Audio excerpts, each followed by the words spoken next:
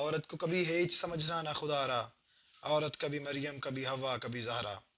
بلا شبہ عورت ہمارے معاشرے کا ایک اہم ستون ہے۔ آنے والی نسلوں میں تعلیم، ترقی اور خوشحالی اجاگر کرنے والی ماں، جس کی گود اس بچے کی پہلی درسگاہ ہے، جو ایک مکمل معاشرے کی تکمیل کا ذریعہ ہے، اور ایسی ماں جو ایک معاشرے میں بگاڑ پیدا کرتی ہے، دراصل اسے عورت کہلانے کا حق نہیں ہے۔ عورت کبھی ہماری ماں ہے، کبھی بہن ہے، کبھی بیوی ہے، کبھی بیٹی ہے، ہر روپ میں باعزت ہے۔ عورت کی شان ایک عظمت والا معاشرہ اور ایک پڑھی لکھی قوم ہی سمجھ سکتی ہے۔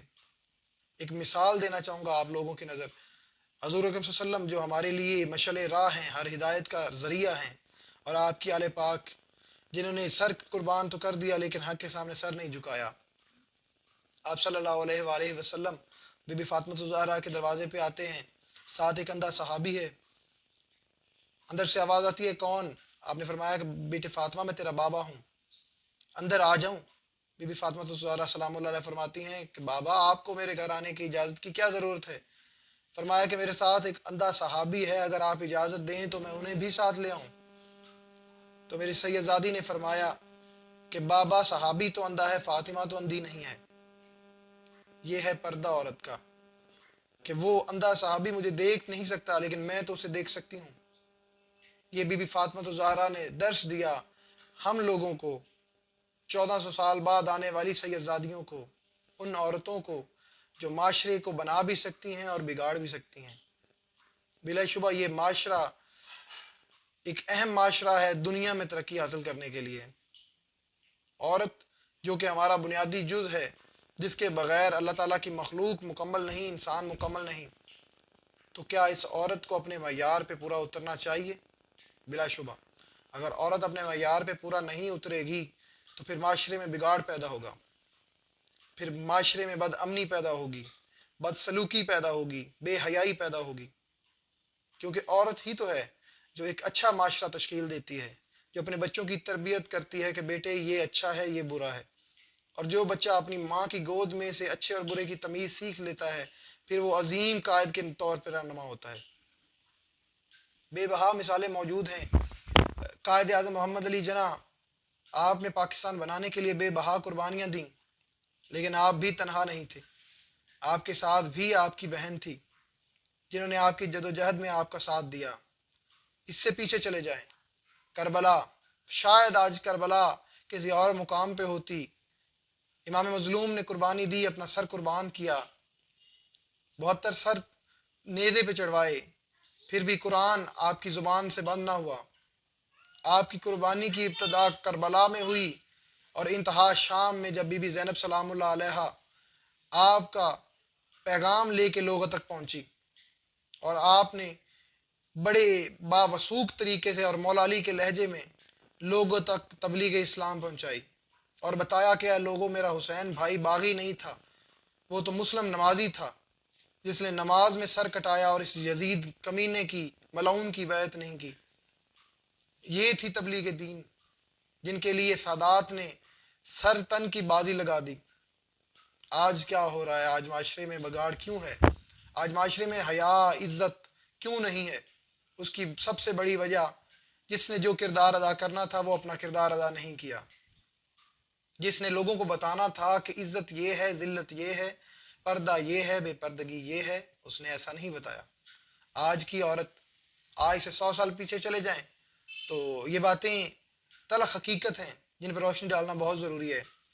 آج سے 100 سال 50 سال پہلے جب سوشل میڈیا کا دور نہیں تھا تو لوگ، نوابوں نے کچھ ایسے علاقے مختص کیے ہوتے تھے جہاں پہ جا کے وہ اپنی رات کی تاریکی میں رنگ رلیاں مناتے تھے۔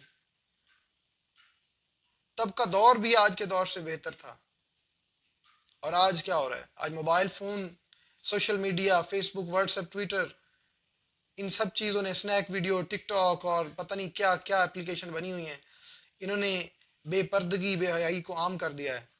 آج کی باعزت عورت بھی چاہتی ہے کہ وہ فیمس ہو، اس کے لیے وہ بے بہا طور پہ اپنے آپ کو نمائش کے لیے لوگوں کے سامنے پیش کرتی ہے۔ اب اس کا مقصد، بنیادی مقصد صرف ویوز لینا ہوتا ہے۔ اب اسے یہ غرض نہیں ہے کہ آیا کہ مجھے عزت مل رہی ہے یا ذلت مل رہی ہے؟ آیا کہ یہ کام میرے لیے زیب زینت ہے یا نہیں ہے؟ آج کی عورت جو اس معاشرے میں بگاڑ پیدا کر رہی ہے، صرف اپنی فیمس ہونے کے لیے، خود کو مشہور کرنے کے لیے ایسے کام کر رہی ہے کہ جس کا ہونا اس کے لیے باعث شرم ہے۔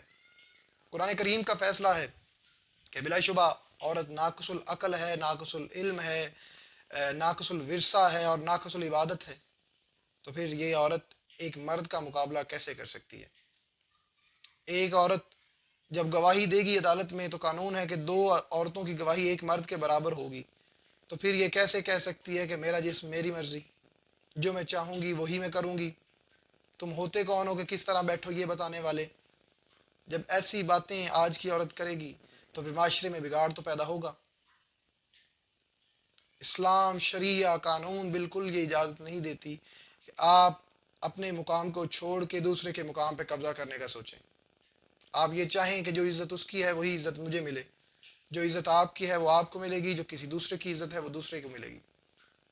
یہ تو اب اس باشعور عورت کو سوچنا چاہیے کہ وہ عزت والا کام کرے یا نہ کرے، کیونکہ تعلیمات اسلام تو یہی ہیں کہ آپ حق سچ کی بات کریں اور دائرہ اسلام میں رہتے ہوئے کریں۔ اگر آپ ساری زندگی حرام کا پیسہ کماتے ہیں اور آپ اس سے مسجدیں بنوائیں، ممبر بنوائیں، جو مرضی کروائیں، آپ کا وہ قابل قبول نہیں ہے، کیونکہ آپ کی بنیاد میں رزق حرام شامل ہے۔ اور جب آپ نے اللہ کی دشمنی پہلے ہی حاصل کر لی تو پھر باقی نیک کاموں سے آپ کو کیا حاصل ہوگا؟ تو خدا را ایک عظیم معاشرہ بنانے والی خاتون پہلے یہ سوچے کہ وہ معاشرے میں بگاڑ پیدا کیوں کر رہی ہے۔ اسے اپنا مقام پہچاننا چاہیے۔ اسے سوشل میڈیا پہ ویوز حاصل کرنے کے لیے اپنے آپ کو نیلام نہیں کرنا چاہیے، اپنی بولی نہیں لگوانی چاہیے کہ آپ مجھے دیکھیں، مجھے ویوز کریں۔ عمران خان کے دھرنے کے خلاف میں کیوں ہوں؟ بات تو وہ کرتا ہے عرش شریف مرحوم کے شہادت کی، اور سوگ کے بجائے وہاں پہ دھرنے میں ڈانس پارٹیاں چلوا رہا ہے۔ یہ سیاسی ویڈیو نہیں ہے، لیکن چونکہ یہ بھی ایک فیکٹ ہے تو اس فیکٹ پہ بات کرنا ضروری ہے۔ آج عورت مارچ تو ہوتا ہے لیکن وہ بے حیائی پیدا کرنے کے علاوہ اور کیا کرتا ہے؟ کچھ بھی نہیں۔ ایک عورت مارچ وہ ہے جو ہماری بیٹیاں کر رہی ہیں پردے میں رہ کے، جلوس اور جلسے کی صورت میں، اور ایک عورت مارچ وہ ہے جو مار اور ہار روڈ پہ ہو رہا ہے، روڈ بند کر کے ڈانس پارٹیاں کر رہے ہیں لوگ عیش و عشرت کے لیے، تفریح کے لیے۔ تو کیسی شرم والی بات ہے، ڈوب مرنے کا مقام ہے۔ خدا را ابھی بھی آپ لوگوں کے پاس وقت ہے، اپنی عزت کو پہچانیں۔ جس کی جو عزت ہے وہ اس عزت میں رہے گا، اس کو وہ عزت ملے گی تو معاشرہ کامیاب ہوگا۔ امید ہے میری ویڈیو سے کسی کی دل آزاری نہیں ہوئی ہوگی۔ انشاءاللہ مزید ویڈیوز کا سلسلہ جاری رہے گا، آپ لوگ ہمارے ساتھ اس چینل پہ جڑے رہیں، حق سچ کی بات جاری رہے گی۔ کسی کی تنقید سے مجھے کوئی فرق نہیں پڑتا، کوئی مجھے اچھا سمجھے برا سمجھے، کوئی مجھے کسی کا سپورٹر کہے نہ کہے، جو میرا دل ہے، ضمیر ہے، الحمدللہ مطمئن ہے کہ میں حق کو حق کہتا ہوں اور باطل کو باطل کہتا ہوں۔ کسی کو صفائیاں دینے کی مجھے ضرورت نہیں ہے، اور جو بڑے بڑے کمنٹس لکھتے ہیں ان کو جواب دینا میں مناسب ہی نہیں سمجھتا، کیونکہ ہر بندہ اپنے شعور اور عقل کے مطابق بات کرتا ہے۔ جس میں جتنی عقل ہوتی ہے وہ اتنا ہی عقل کا استعمال کرتا ہے۔ وہ حضرت بہلول دانا سے کسی نے پوچھا کہ مولا علی علم کے سمندر اور دریا کیسے ہیں، علم کا باب کیسے ہے، کچھ فضائل بتاؤ، کچھ علی کو سمجھاؤ۔ حضرت بہلول دانا نے فرمایا، چھوٹا سا گڑھا کھودا اور فرمایا کہ اس چھوٹے سے گڑھے میں سمندر کا پانی لے آؤ۔ وہ آدمی کہنے لگا، سچ میں لوگ تمہیں پاگل کہتے ہیں، کس طرح تم اس چھوٹے سے گڑھے میں پانی سمندر کا سارا بھر سکتے ہو؟ حضرت بہلول دانا فرماتے ہیں، پاگل تو ہے، تیری چھوٹی سی کھوپڑی میں علی کا اتنا فضائل کیسے آ سکتا ہے؟ تو میرے بھائیوں، اللہ تعالی ہم سب کو ہدایت دے اور حق سچ کی بات کرنے کی توفیق دے۔ دعاؤں میں یاد رکھیے گا۔